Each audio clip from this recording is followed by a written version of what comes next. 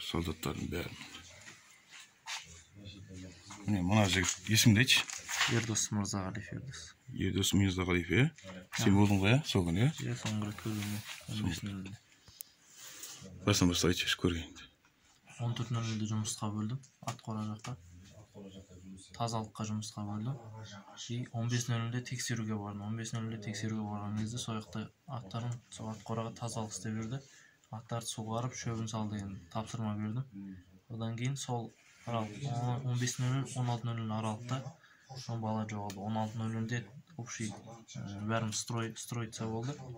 Іштегі балалар оянып, бәрі общий строиться болған кезде тексеріс барысында ол бала жоқ болды. Бұл жаңа Ұлықбектің соңғы осы жерден ат жайлап жүрген кезі дейді, осы жерден жоғалып кеткен дейді. Ат жайлайтын жер.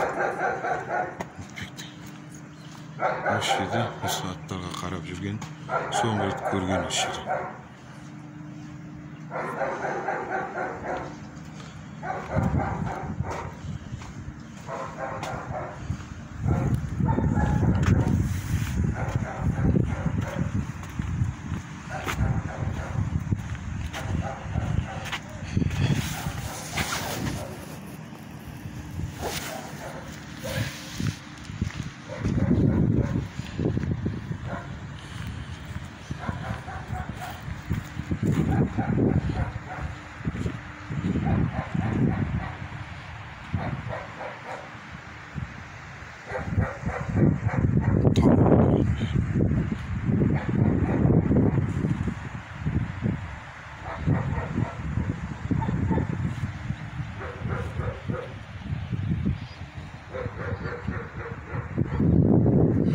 Ben karab çıktı dedi.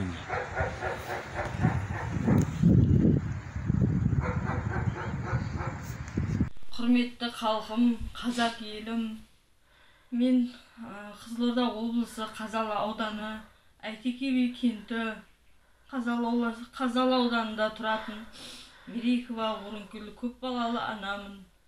Мен балам Бердешев Ұлықбек 2003 жылғы 19 августте дүниеге келген. 10 сентябрьде 2021-де баламды армияға жібердім, өз қолыммен апарып. Қазір баламның кеткеніне 6 ай болды. Енді осы кезде балам 2-3 күн болды бүгінмен. 3 күн бойы жоқ, балдарыңыз таба алмай жатырмыз деген ақпарат келді. Командирі сөйтіп звондады, жоқ, балаңыз іздестіріп жатырмыз, үйіңізге барған жоқ па деп.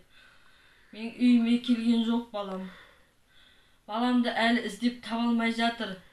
Сіздерден өтінерім, халқым, баламды көрген білгендеріңіз болса, хабар беріңіздерші, өтініп сұраймын. Көп балалы анамын мен. Үлкен ұлым еді осы тұңғышым Тұлабойым. Екінші ұлым студент Қызылорда қаласында Қорқыт Ата университетінде оқиды. Қолымда 3 бала, қызым бар, мынау кішкентай қызым, одан кейін ұлым бар сабақта.